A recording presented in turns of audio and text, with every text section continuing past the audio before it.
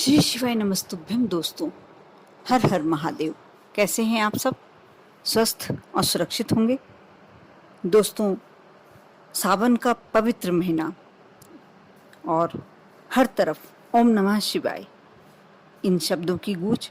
ऐसे में आज मैं आपको पार्थिव शिवलिंग क्यों बनाना चाहिए, कैसे बनाना चाहिए, और पार्थिव शिवलिंग की जब हम अपने घर में पूजन करते हैं तो कैसे करें, पूजन विधान की पूरी विधि विस्तार से, उसका महत्व और उसको करने से आपको क्या प्राप्त होता है, ये सारी बातें अपने इस वीडियो के माध्यम से बताने जा रही हूँ।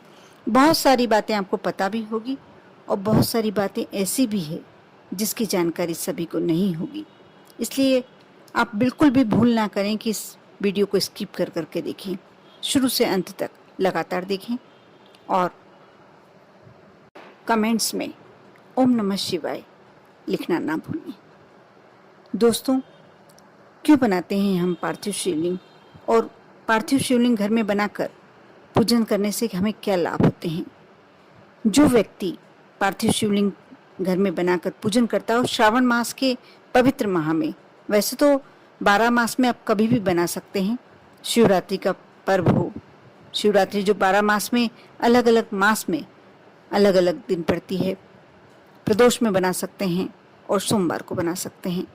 लेकिन इस श्रावण मास में 30 दिन में से आप जब भी चाहें जब भी बना सकते हैं। एक अलग महत्व होता है।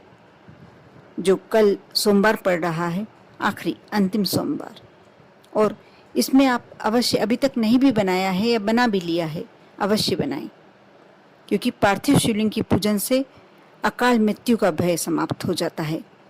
पार्थिव शिवलिंग की पूजन ऐसी है जिसमें कोई भेद नहीं है कि ये पुरुष कर सकते हैं या स्त्री कर सकती है, या दोनों में से कौन कर सकता है कौन नहीं कर सकता, दोनों कर सकते हैं। आपकी कोई भी मनोकामना पार्थिव शिवलिंग की पूजन करने से पूरी होती है। कैसी भी मनोकामना हो, कितने भी समय से आपके मन में कोई अभिलाषा है, कोई इच्छा है और नहीं पूरी हो पा रही, आप अवश्य पार्थिव शिवलिंग का पूजन करें। यदि कोई इच्छा नहीं भी है, बिना इच्छा करते हैं, तो आप भगवान भोलेनाथ की कृपा आप पर ऐसी होती कि आप धन्य हो जाते हैं। आपके जीवन के जो कष्ट आने वाले भी होते हैं वह दूर से ही निकल जाते हैं, क्योंकि भोलेनाथ की कृपा जिस व्यक्ति पर होती है उसे कभी भी कोई कष्ट, कोई अनायास होने वाला डर, कोई आकस्मिक दुर्घटना का डर, कोई मृत्यु का डर उसके साथ रह ही नहीं सकता। सावन का महीना और हर तरफ ओम नमः शिवाय की गूंज।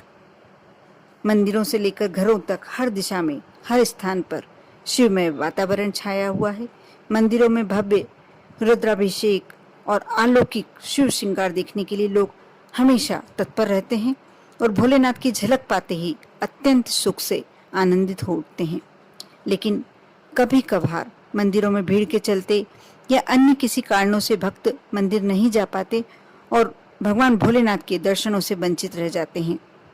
ऐसे में यदि मैं कहूँ कि आप देवादिदेव महादेव आपको स्वयं आपके घर में आकर दर्शन देंगे, आपके घर में विराजेंगे, अब आप महादेव के आशीर्वाद से वंचित नहीं रह सकते, नहीं रह पाएंगे।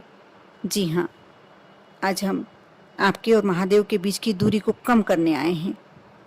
इस वीडियो को मैं ऐसा एक लीला बताने वाली हूँ जिससे आपके बीच में और आपके महादेव के बीच में कोई दूरी नहीं रहेगी। अब अगर आप किसी भी वजह से शिव शंभू के दर्शन हेतु मंदिर नहीं जा पा रहे हैं, तब भी आप भगवान शिव का आशीर्वाद पा सकेंगे। दोस्तों, सबसे पहले तो मैं ये बता दूं कि पार्थिव शिवलिंग बनाने की विधि क्या है, इसमें क्या क्या सामग्री लगती है और इसमें क्या क्या डालना, किस क्या क्या सामग्री आप डालते हैं तो उसका महत्व अलग अलग प्रकार से बढ़ जाता है। जैसे पार्थिव शिवलिंग के लिए मिट्टी तो चाहिए ही चाहिए।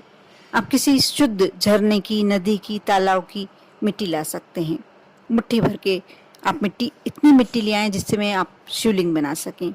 थोड़ा सा जल या गंगा जल, भस्म, चंदन, शहद, ये सारी सामग्रियों को यदि आप मिलाकर भोलेनाथ का शिवलिंग अपने हाथों से निर्मित करते हैं और इसके लिए छानी हुई शुद्ध मिट्टी, गाय का गोबर, गुड़, मक्खन, शहद, चंदन और भस्म मिलाकर यदि शिवलिंग का निर्माण करते हैं, शिवलिंग की जब आप शिवलिंग बनाते हैं तो इस बात का विशेष ध्यान रखें कि 12 अंगुल से ज़्यादा नहीं होना चाहिए।